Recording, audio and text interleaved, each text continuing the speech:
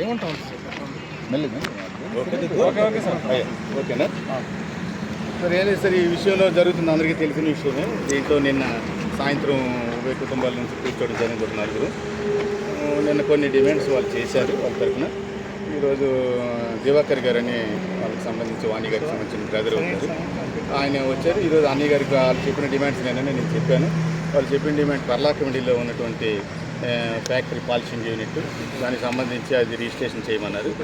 దానికి అన్నయ్య గారు ఒప్పుకున్నారు తక్షణమే చేసేయడానికి. దాని మీద ఎటువంటి చిన్న చిన్న లోన్స్ అలాంటి ఏమైనా క్లియర్ చేసుకుని ఇమీడియట్గా రిజిస్ట్రేషన్ చేయడానికి సిద్ధంగా ఉన్నాం సార్.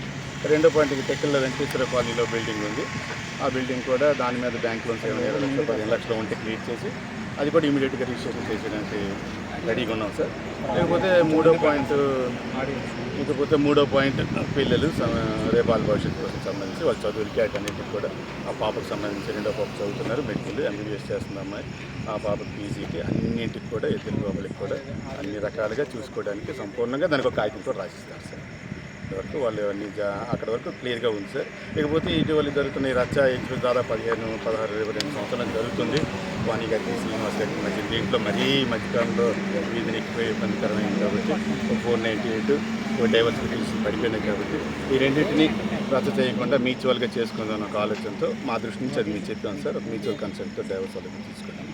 మేము చెప్పాం అతను దివాకర్ గారు కాల్పట్టిన విషయం. లేకపోతే 5th ఇది బిల్డింగ్కి సంబంధించి వారు తదనంతరం డాక్యుమెంట్ అని రాయమన్నారు.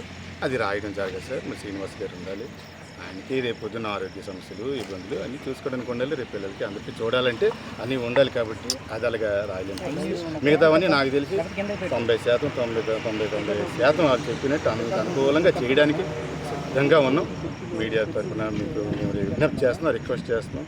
ఈ సమస్యను ఇక్కడి నుంచి క్లియర్ చేసి సహకరించాలిగా మీ అందరికీ సహకరించమని మీ అందరికీ వాళ్ళ వైపు నుంచి వాళ్ళ వైపు నుంచి చెప్పాం సార్. నేను కూర్చున్నాం ఈరోజు నిన్న అన్నయ్య గారితో వాళ్ళు చెప్పిన డిమాండ్స్ అన్నయ్య గారితో చెప్పిన తర్వాత వాళ్ళది ఈరోజు చెప్పాను. వాళ్ళు వెళ్ళి మాట్లాడుకుంటున్నారు సార్. వాళ్ళు ఓకే అంటే మీ సమక్షంలో వితిన్ డేస్లో చేసేయడానికి సిద్ధం సార్. ఇమీడియట్గా నేను దగ్గర నుండి చేయించి వెళ్తాను ఇక్కడ. Thank you. వాళ్ళు డిమాండ్స్ పెట్టారు.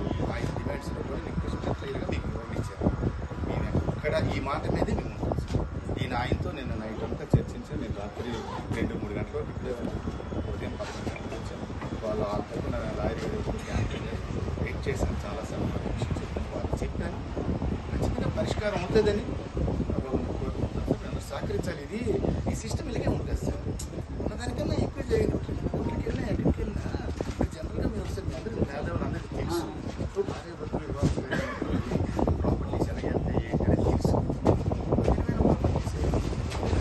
ఆయన బయటకు వచ్చిన తర్వాత